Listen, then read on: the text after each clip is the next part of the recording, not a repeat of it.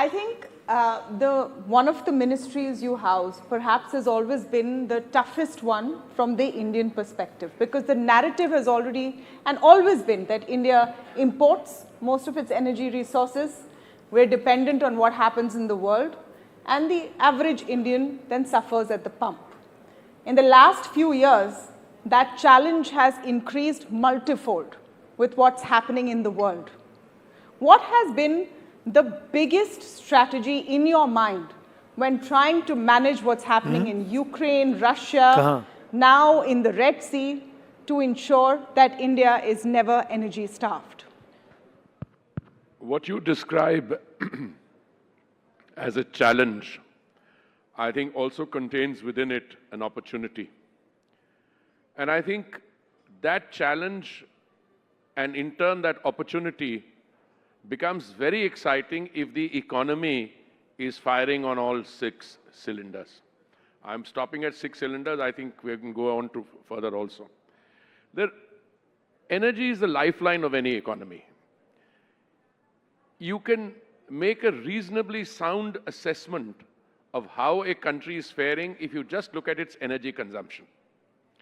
And I'm not saying anything which is in the realm of rocket science, but if you look at the 2 huge economies in the world today, one 23, 24 trillion US dollars and the other 19 trillion dollars, you'll find that in that economy, the second one, energy consumption has either plateaued or energy imports and utilization are falling, which means there are fault lines in that economy.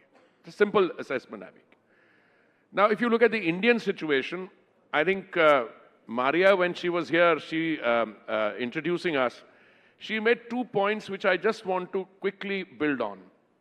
One is she talked about the energy trilemma. By the trilemma, I mean availability, affordability, and sustainability. And I think on all 3 fronts, we've done well. There was not a single occasion in the last several years. I've been associated with this ministry only for 2.5 years. But even if you look before that, there was never an occasion where petrol at the retail disbursing point was short, or there was a shortage of diesel or cooking gas or anything. So we managed well.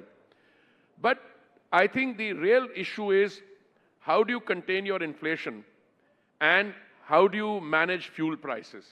And that is where I think the Modi government deserves not just a pat on its back, but real admiration. Let me try and explain this. At a point when 800 million people or 80 crore people were being and are still being provided 3 meals of dry ration in a day, the Honorable Prime Minister was able to bring the price of fuel down.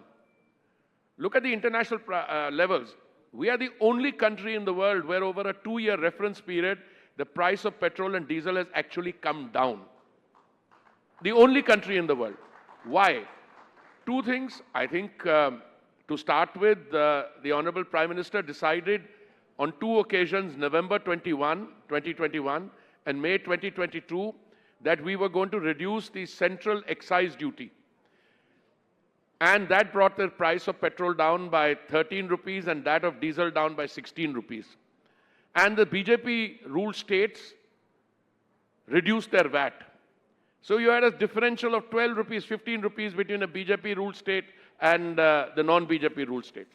So this is the centers doing. But on top of that, you have good corporate entities or good corporate citizens like the OMCs. When the prices were going haywire, around India, Sri Lanka, the prices I think had gone up by 60, 70%. Pakistan even higher. Pakistan in fact had to shut off electricity at 8 p.m. because they were genuinely short. In the United States, Western Europe, Canada, I think it went up again between 25 and 40%. And India, the prices were coming down. Because the OMCs, the oil marketing companies, decided as good corporate citizens that it doesn't matter that situation is challenging, they will hold back their profits. Something in the oil jargon called under-recoveries. And at a time of under-recoveries, they held back. And look what happened after that, when the situation eased. Because during the turbulence, The price of oil during the economic lockdown came down to as little as $19.56 a barrel, which is virtually free by current yardsticks, and then went up to $130.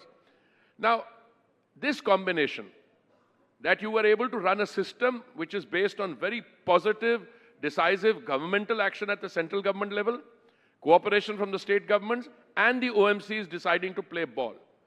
That is what resulted in our being able to bring the prices down for 2 years. And then when the market lifted up, I mean, OMCs are laughing their way to the bank now.